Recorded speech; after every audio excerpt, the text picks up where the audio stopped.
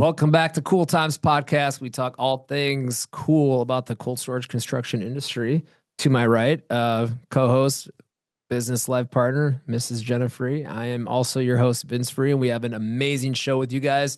Thank you for joining us. A quick shout out to all of our sponsors as well for making this show happen, and continue to support us by listening on the Spotify or Apple Podcast and YouTube. You can even watch us on YouTube. Can watch us. Subscribe and share. And again, we appreciate all the love. Today, we are going to dive in to a very well-known, in my opinion, design build general contractor out in the Northwest. And these folks have been around a very, very long time. And I've known and ran into our guests here multiple times at conferences, and we've been talking about getting you on the show forever. And finally, we get to do this, and we get to share with all the cold storage podcast listeners all about you and Hansen Rice. So, ladies and gentlemen, Mr. Kurt Madsen, how are you, bud? I'm good. Thanks for having me on. I appreciate the offer, and I know it took us a little while to get together, but glad to be here. Yeah, we're glad to have you. Yes, and it is hard to manage all the schedules. We get that, but we are excited that you're here today. Why don't you tell our listeners a little bit about your background? My background, good Lord, it's a long one. I'm actually a third generation in the construction industry. My grandfather had a company, and my father took that company over. And when I was in college, even in high school, I worked for my father's company summers and holidays and breaks and whatnot. Of course, his goal as my father was to keep me at the bottom of the totem pole as long as he can. My aspirations were a little higher than that. It was kind of funny. It was everything I did right. It was because I was my father's kid. And of course, everything I did wrong was because I was my father's kid. I left that and went on my own, so to speak, when I was 23 years old, I think. And we became a lot closer, and, I've had a much better relationship, I think, because of that. But it's been a long road. I started as a construction superintendent building Marriott hotel products when I was 23, 24 years old, and ran around the country and built hotels all over the place. Ended up doing a resort for Walt Disney World. Wow. Built the first 4 Homewood suites before they were Hiltons. That was back when Promise Hotel Corporation in Memphis, Tennessee started them. Did a lot of hotels well into my 30s. Got married along the way, and woke up one day, and my wife and I at the time decided that we wanted to live in Sun Valley, Idaho. We'd vacation there a couple of times, and she was in the financial industry within hotels. Anyhow, we ended up moving there in 98, 99, somewhere in there. And I kind of did my own thing on the construction side, did some consulting work, built some homes, whatever I could get, while she was a CFO at the hospital there. And that all came crashing down in about 2004, 2005. And I ended up going to work for Hansen Rice. Got really tired of my own business, and was spending more and more time doing the things of this business that I didn't like collecting money, getting work, dealing with insurance and legal stuff. A lot less construction. Yeah, right? It was very, very little construction and all of the administrative stuff. So I ended up going to work for Hansen Rice in 2005. That's right. Started as a project manager. At the time, I was assigned to a distribution center we were building for Walmart outside of Reno, Nevada. Okay. Oh, yeah. That was my first cold experience. Honestly, I knew nothing about cold storage until I got assigned to that project. And was forced to learn really quick. Oh yeah. Oh yeah. Kurt, well, Hands-on learning. that's right. What was your biggest takeaway? Obviously building, having a ton of experience with hotels and, building a resort hotel and for Walt Disney is pretty incredible. But then you go and build a Walmart, which most would say is like building a Walt Disney Somewhat. hotel somewhat. But what's your biggest takeaway when you jumped into cold storage? Like, what did you Oh, see? the takeaway initially was, oh man, this is easy. I mean, there's no finish work per se, right? When you're doing hotels, you have 200 of everything that go into finishing rooms, and That's so true. it really was a headache and a hassle and a whole bunch of work. And so my initial thought was, oh man, building a big box is going to be a piece of cake. Of course, it wasn't a piece of cake, but that was my initial takeaway. And it's incredible just the differences and the nuances. And I don't think it really matters what you build, they all have their own list of specialty items and different details and classifications and systems. And at the end of the day, it is what it is. But Sure. Looking back now, because we've paused your story, we'll get back to it. But you have been at Hansen Rice since 2005. yeah, what, 21 years? Yes. So Mhm. thinking back now that you know what you know, Yeah. would you have a piece of advice for that young project manager on his first Walmart?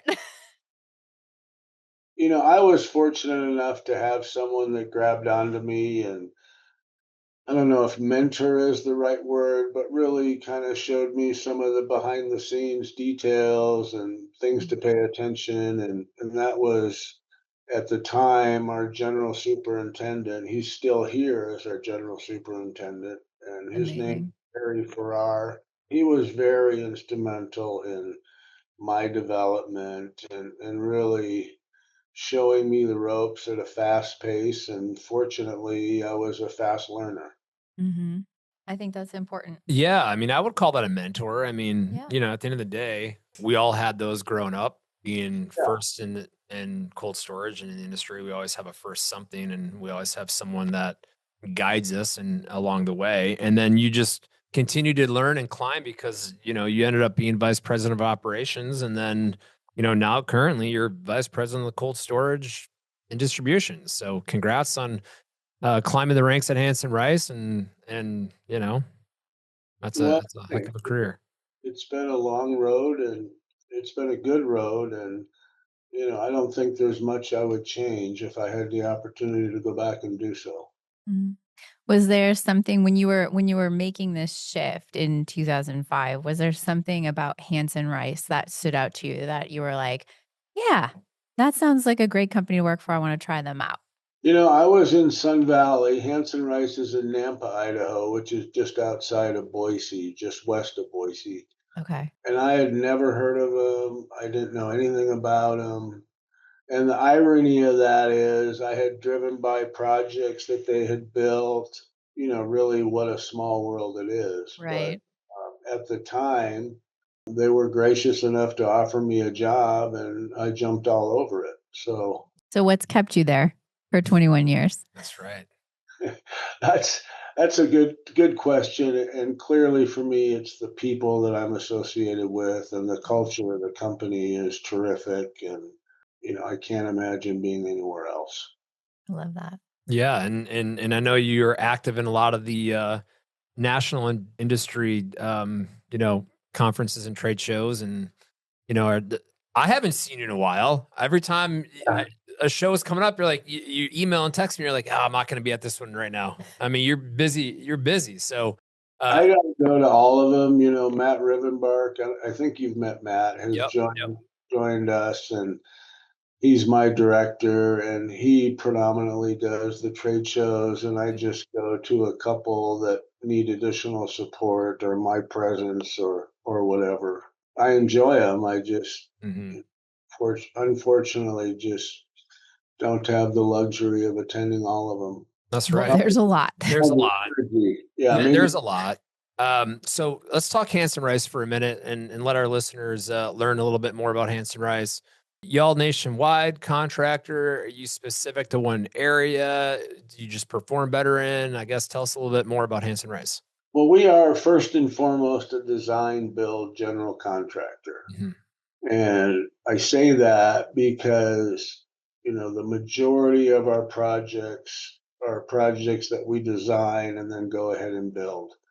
We look at things in terms of how or if we can provide value, and ultimately that value to our client is designing and constructing that facility for them, leveraging our years and years of experience. I mean, we've been in business since 1983. We've built over 30 million square feet of cold storage space. Wow. Amazing. Our first cold storage project was back in 1989. And moving forward, right now we have three divisions within the company. We have the cold storage and distribution, which is what I oversee, which is really everything cold and or distribution. We have a food and beverage group that focuses primarily on the manufacturing side, and whether that's, anything dairy or individual or specific items on the food processing side, that's what they do. And we have an industrial manufacturing division.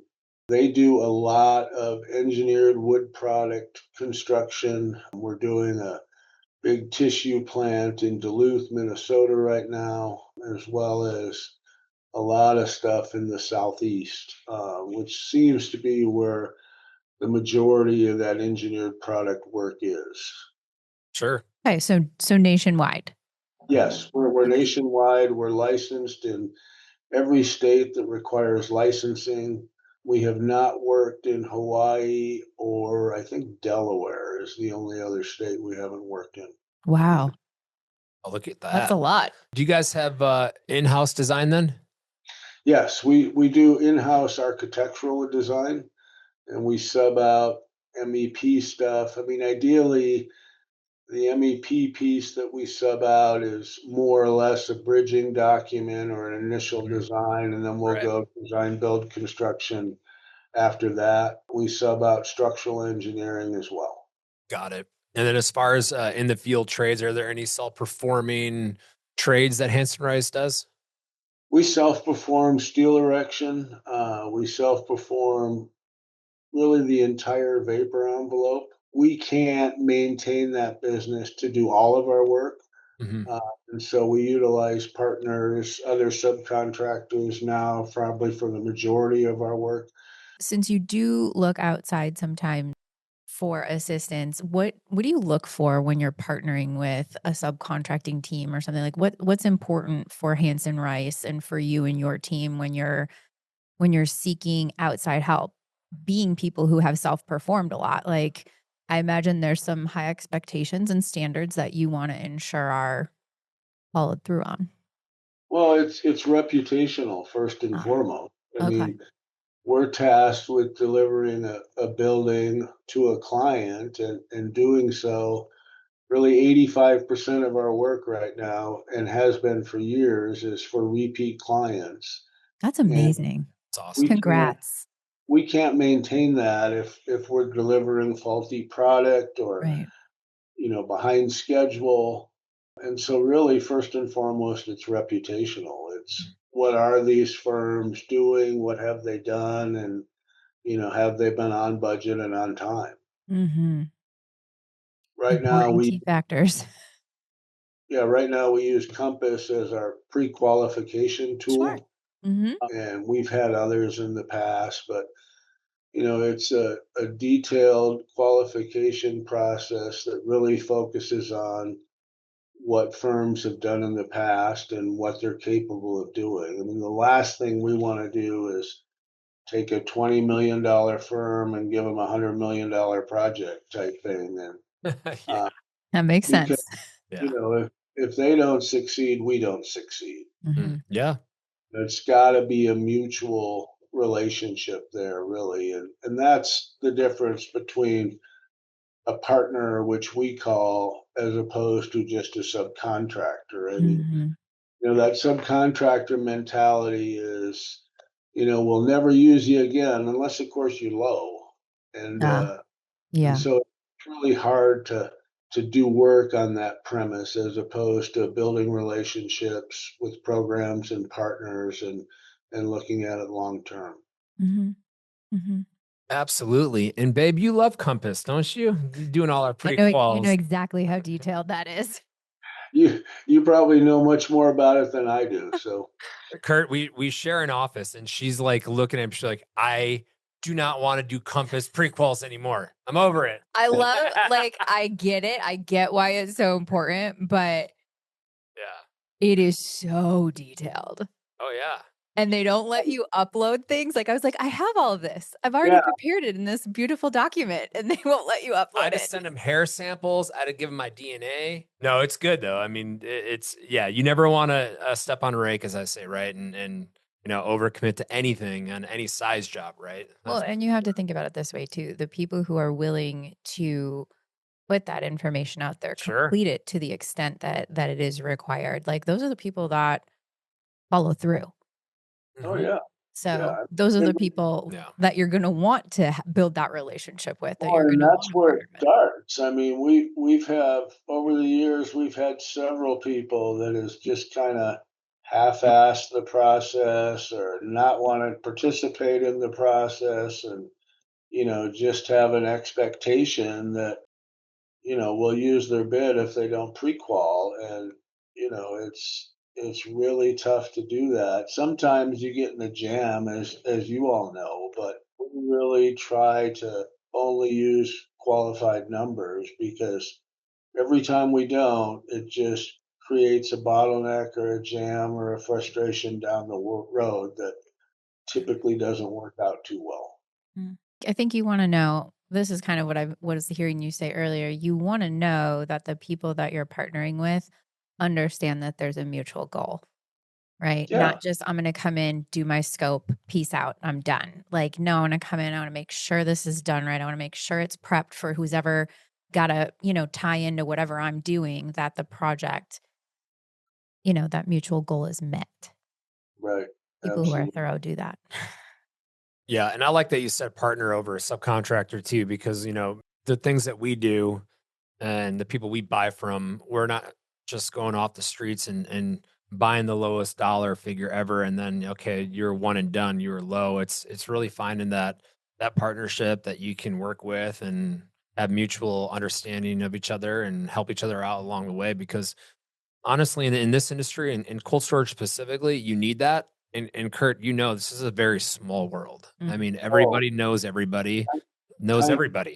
And on the material side too, I mean, there's historical materials that have failed, and Mm. and they may not fail year one, but they fail, and those traditionally are the cheapest, most readily available stuff, and for the better quality, the longevity of the project, it's not always cheapest.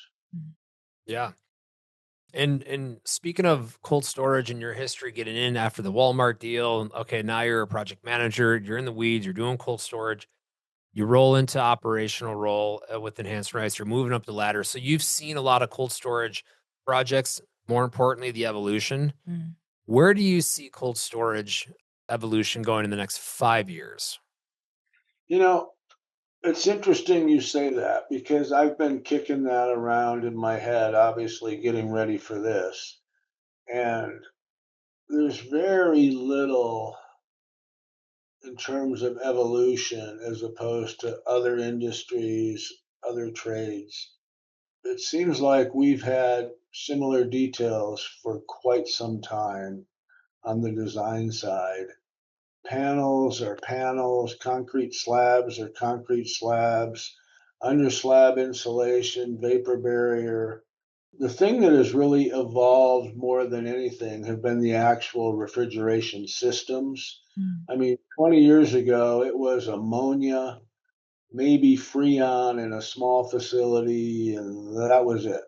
Now there's use of synthetic refrigerants that you didn't see 20 years ago, things like glycol and cascading systems, CO2. None of that was even heard of 20 years ago other than glycol from an underslab heating perspective. And it's really incredible the technology on the actual refrigeration systems and what that's done and what it's doing. More and more you hear of owners that don't want to use ammonia. Mm. And now getting to your where do I see it going in 5 years question, I think that you're going to see CO2 systems and these other systems become much more cost competitive with ammonia than what you've seen in the past.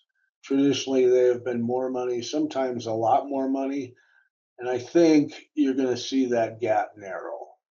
I'd agree with that. Yeah. I mean, we don't do refrigeration, but we're on every job we're on. We are working with a different refrigeration contractor hand in hand.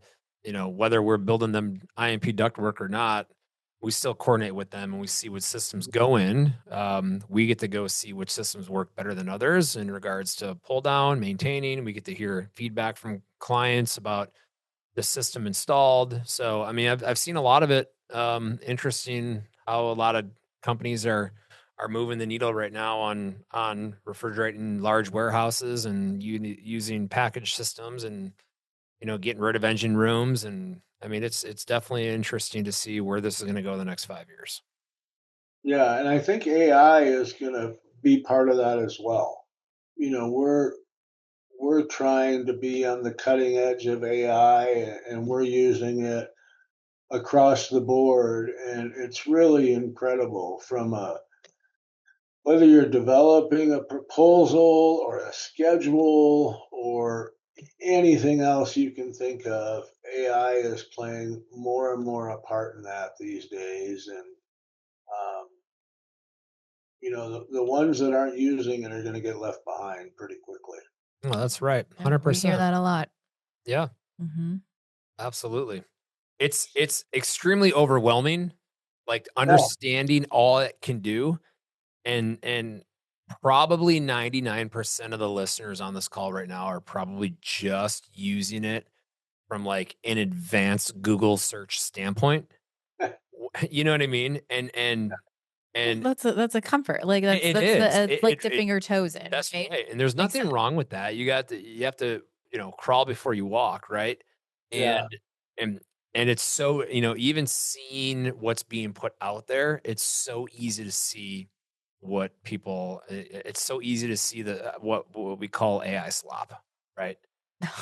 I didn't know it was called that. No, that's a name for it. It's just AI I, slop. People copying and pasting whatever AI spits out and not putting it in their own words or refining an image or whatever it is, right? I mean, it's noticeable. We're losing that human touch. I feel like it's getting away from us a bit. yeah, I have been called the gray hair at the table more than once, and people that I work with learn that I'm using AI, and it just blows them away. I had to force myself to use it and or to get familiar with it, and I resisted for a while. And I'll tell you, once I did, the first thing that came to mind is, why haven't I been doing this sooner? I Oh mean, yeah. And I think a lot of people will say that. I think a lot of people will have that same experience. Our thanks to Rytech High Performance Doors for supporting the Cool Times podcast. Rytech doors provide high-speed performance plus high-tech safety features. They're customized to offer outstanding operation and energy efficiency for cooler, cold storage, and many other commercial applications. Rytech. Quality, performance, reliability. Why settle for less?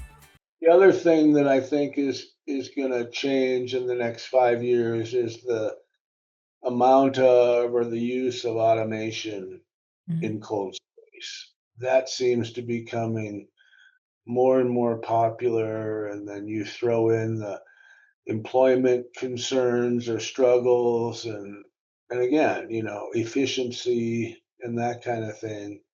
I think if you're willing to make the capital investment, it definitely there's a return, and I think you're going to see more and more of that in the future. Absolutely. Mhm. Hey, I noticed on your notes that you went to Madison I did. in our backyard. We're from Wisconsin. Yeah, I am too. Where are you from?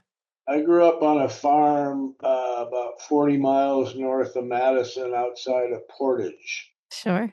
I Absolutely. know it. So are Yeah. you a Green Bay Packer fan? Oh God, I've been a Green Bay Packer fan for 50 plus years. I love it. I mean, I I'm gonna remember early on There it is. really thinking I would never see him win a Super Bowl. Oh, stop it. And We're going to win this year. yeah, they could again. We're But going to win this year. You say that every year, baby. That's right. I mean, that's how long I've been a fan is, through all those grueling years post Bart Starr, Vince Lombardi, and Yeah. ay, ay, ay. So, Yeah, I fun was fact. actually in Lambeau a year and a half ago. There you go. I got to meet my football idol, Brett Favre. Oh, did you? Yeah, the last Green Bay Dallas game in Dallas, Favre did a meet and greet, and Oh, wow. yeah, I got I to don't meet think I've him. ever seen him smile so big Man, in his he was life. so cool. I'm not even kidding. He was so cool. Big guy, right? His hands are ginormous too, right? And just sad with everything he's going through from a health standpoint. But man, he looked great. Mm-hmm. So kind. So kind. Talk, Mm. and you could bring really anything you wanted that had the number 4 on it to have him sign. And I Oh, had 2 jerseys that were Brett Favre jerseys not signed yet. Mm-hmm. And I brought him and he signed him. Yeah, it was cool. the thing about him I will never forget was that performance on Monday Night Football after his dad died. Oh yeah. Oh yeah. Mm-hmm. It was unbelievable for a human being to do that. I mean, that Yeah. was It was arguably incredible. one of the greatest sports performances ever. Mm-hmm. Oh, I mean, he threw over 300 yards in the first half. Yeah. He had 3 touchdowns and 300 yards in the first half of football. I was like, what? It's nuts. That was fun. It was. It was a great game. It's a great game. Yeah. No, and you got one more year of are you an Aaron Rodgers fan? I was when he was a Packer, and again, I mean, he left almost as ugly as Brett Favre left, and I've tried to jump on board with Jordan Love and support him, but Aaron was great through the years, and it was exciting watching him, and he's kind of fizzled out, similar to Favre after he left Green Bay. Mm-hmm. Sure. Yep. Well, we got some good years ahead of us. That whole division is really tough. It's incredible that they have it down where they can get a quarterback and develop them and spit them out. I mean, Love is having some great years and following that up after both Favre and Aaron Rodgers is really incredible. Absolutely. See what happens. I know.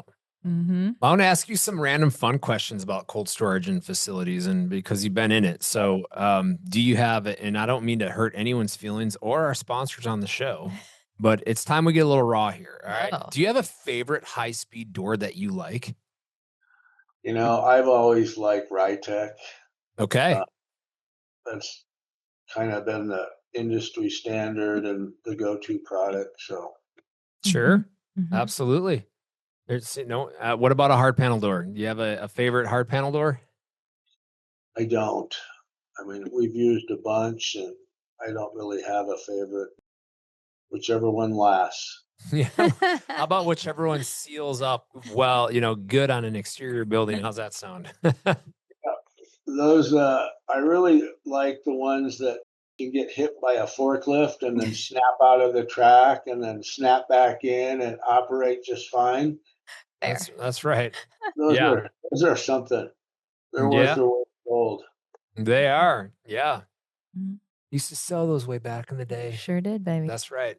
And when you guys are in the weeds designing, are you working with your clients and saying, "Hey, what this is what I recommend. Do you want a traditional floor? Do you need a shrink comp floor?" Do you get in the weeds on all that and start like kind of Well, giving good, better, best to customers, or they usually tell you what they want? that's funny that you say good, better, best, because that's exactly what we've developed over the years is that type of program. But Surprisingly enough, most clients know what they want on 80% of their building. Mhm. And Well, and whether I imagine you said you've had like 85% is repeat business. So I imagine they've had that experience of building before and knowing what they like, what they rely on, what they trust. So that would make sense. Absolutely. yeah, and any client that has an existing facility or has done so in the past, um, they know what they like generally from what they don't like because of what's failed. Ah, And yes. as they've progressed, and they have a tendency, they all have a tendency to know what they want for the most part. Do you have anything that you are currently working on now that you're excited about? Always excited. We have some really large programs that we're working on now. Okay. That go into the billions of dollars, Wow. which is just mind blowing Hmm. when you look at what stuff cost when I got into this business 20 some years ago, and where things are landing now is just blows me away. Do you have a particular project or experience that, like, we kind of call it our cool moment here, that like stands out to you from your career in cold? I don't know if it's one or several, but about 10 years ago, we did a project for Albertsons, and it was one project at 5 different locations around the country, Wow. and I oversaw the entire program or project, whatever you want to call it. And it went from Portland. There were 2 in Southern California, 1 in Arizona, and 1 in Lubbock, Texas. And they all pretty much went simultaneously. And then I actually, at the time, I moved to Southern California for a year because that's where 2 of them were. Hmm. And then traveled from there to Portland, to Arizona, and to Lubbock. Um, and it was really an interesting year because I lived in an RV, which I had never done before, which I absolutely loved. Traveling from Southern California was very easy to all of those locations. Yeah. And it was a really gratifying project. The owner was extremely pleased and, was very appreciative. And, it still to this day stands out in my mind as a really good project and a very big success story. That's awesome. That's great. Congrats. Yeah, that's 5 awesome. projects at one time. That's a lot. That's cool. All the same layout, all the same Oh no, they were all footprint. different. Oh, great. Everyone was different. Yeah. Great. Some was expansion, some was repurposing existing. Gee, Uh, they all had their own little nuances and complications, and that's probably what made it even more gratifying. I was gonna say, at least they Absolutely. made it easy on you. Jeez. Nice. Very cool. So what about the next generation coming up? Kurt, you got any under your wing right now you're mentoring? We have some really good young people that work for us, and that to me is really what it's about. I've always thought that you have to give it away to keep it. And what I mean by that is, you share your knowledge to those that don't have as much, so to speak. And, mentoring has always been a big thing for me. It's really been a big thing for the company. Whether I'm looking at design managers, project managers, program managers, the best ones that we have are the homegrown ones, the ones that, came in as entry level people and have worked their way up. And it's been exciting to be a part of that. And for a long time, I was in the construction business for the physicality of it, looking back at the end of the day and seeing what you completed because it was physically there standing, and that was very gratifying. A number of years ago, that changed, and it became about the people and really people with me, around me, under me, and watching them succeed And just knowing that I had a small part in that became way more important to me than anything. That's how it is today. I like being a part of a team. I really enjoy watching people succeed, and knowing or hoping that I had a little bit to do with that is really what it's about for me. I love that. I love that. Can't beat that. Can't beat that. That's Yeah. awesome. It's got to be Where could our listeners, if they want to learn more about what Hansen Rice is doing, where can they find y'all? We have a pretty good website that's very descriptive of who we are and what we do, and that is at hansen-rice.com. Okay. Or Hansen-Rice. That's right. Okay. And we'll put that in the notes for you as well, the podcast notes for folks so they can see it. Perfect. Absolutely. Anything else going on at Hansen Rice that you want to share with the listeners? Just about all these really big secret $1 billion projects you're not allowed to talk about.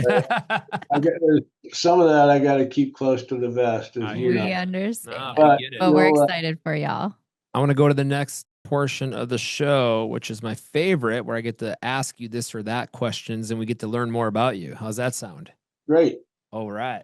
Here we go. Okay, here we go. Pre-construction meeting at 7 a.m. or a client dinner at 7 p.m.? Boy, that's a tough one. I think I'll take the client dinner at 7 p.m. All right. Okay. Phone call or text message? Phone call. I'm old school. I like it. Teach a construction class or mentor someone one-on-one? Mentor someone one-on-one. Mm-hmm. All right. Beach vacation? Oh, yeah, there you go. Beach vacation or a mountain getaway? Oh, I'm going to take the beach, man. I live in the mountains, so I'll take the beach all day. All right. I like that. Early bird or a late night grinder? Oh, no. Early bird. Mm-hmm. That's right. When you do a team call, man, are you a camera on or a camera off guy? Honestly, I'd probably say camera off. That's okay. You're our first camera off. Yeah. Yeah. I think so. Yeah. That's okay. And that's okay. It's funny because we joke about it, especially when we're having outside meetings. It's always, do we have to be camera ready? Well, I always follow the lead, or I'll start it with the camera off and That's see what what I do. everyone's doing, and then I'll kind of follow. If everyone's got the camera on, boom, light it up, right? It's same thing if go to a client dinner. You ever go to a client dinner and the first person that's ordering, you would kind of want to follow suit, if they're not going to drink, I'm not going to drink. If they're going to get a drink, I'll get a drink, something like that. I mean, it's, I don't know. I'm rambling here. My bad. Let's carry on. You like blueprints on paper or everything digital? For the longest time, I liked blueprints on paper. And then 10 years ago, I made an active push to go digital. And so now it's just accustomed to me. Honestly, I can't remember the last time I looked or touched a blueprint on paper. And that's bad. It's crazy. I would do takeoffs on paper with the rulers, man. Yeah. With the rulers. Scaled it. Right? Not anymore. And now everything's in Bluebeam and just boom, boom, boom. That's it. That's right. I know. Times have changed. They have. So do you like the project kickoff meetings or the project closeout celebrations? I like the kickoff meetings. Yeah. All right. Okay. I like it.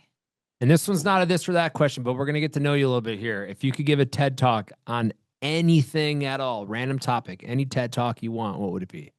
Probably my dog. Yes. Yeah, the doggo. I love it. What kind of dog you got? I have 2 Dobermans and a Rottweiler. Love. All right. They're like our kids. I'd give the same TED Talk. Right.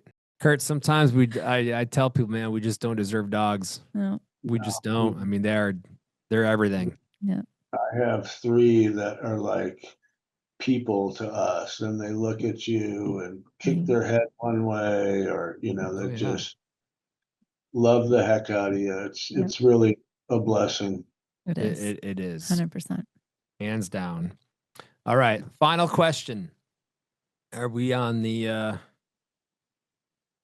Landman? Weren't you on the shows? Yeah, let's do the shows. That's right. I always forget our final question of the this or that. All right. Why I'm here, babe. What's a better show? Landman or Yellowstone? I'm going to say Landman. All right. I like it. I like it. I love that show. Yeah. I mean, they're both excellent. Don't get me wrong, but Right. there's something about Billy Bob Thornton that I just love him. He's so good in that role. He's Oh. so good. Just so good. Oh, Yeah. so we had an event down in Fort Worth, and we're in the Frost Bank Tower downtown in Fort Worth, and one of the guest speakers was the lady that owns that building, and like she talked about the project and how they built the first large tower in Fort Worth, and then she talked fun facts about the building, that they filmed some of Landman and they used that tower, they used that building, and there's no smoking in or around the premise of that building. And as if you know Billy Bob Thornton, he smokes constantly. Right. So, oh, yeah. So Billy Bob's on the patio of, taking a smoke break. 10th story patio, taking a smoke break, and the lady who owns the building gets a phone call from security. Says, "Hey, we got a gentleman on the patio smoking a cigarette. We're about to kick him out. I want you to know, that's." That we're doing this. We're kicking him out. We're just letting you know that we're doing that. I know you have an event there right now and blah, blah, blah, but we're kicking this gentleman out of the building. And she goes, no, that's Billy Bob Thornton. You can't kick him out. Let him smoke. I'm a smoker, so I got to side with Billy Bob on that. Yeah. They were going to kick Billy Bob out of the building. Are you kidding me? I can't remember the last time I smoked indoors. I mean, Yeah. crazy. It's like going to Vegas now too. I mean, you can't I even. can't do it. I still go outside. I can't. I know. Yeah. Oh, okay. Yeah. Yeah. It's funny because I was walking through a casino at one time and I'm like, it smells like smoke in here. And I realized they're allowed to smoke in here. And I'm just so used to no one is allowed to smoke inside anymore. It bothers me. I mean, when I'm walking through a casino or a restaurant next to a casino and it's like smoky, it bothers me, and I'm a smoker. So That's right. That's crazy. I'm a polite smoker, I guess, but I don't even smoke in my house, or I'm outside always. No questions asked. Well, he's also a gentleman, everybody. Man, I love it. Jenna, anything else? Kurt, thank you for your time. Thanks for sharing about your career and about what Hansen Rice is doing. Really appreciate it. Well, I appreciate the opportunity. Thank you both.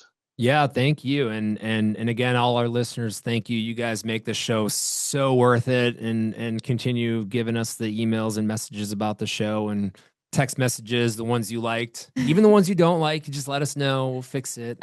No, it's all good, man. You guys all, thank you, the sponsors and listeners. And man, Kurt, I appreciate you. And man, it was good chatting with you, and to everyone else, be safe out there. And until next time, thank you.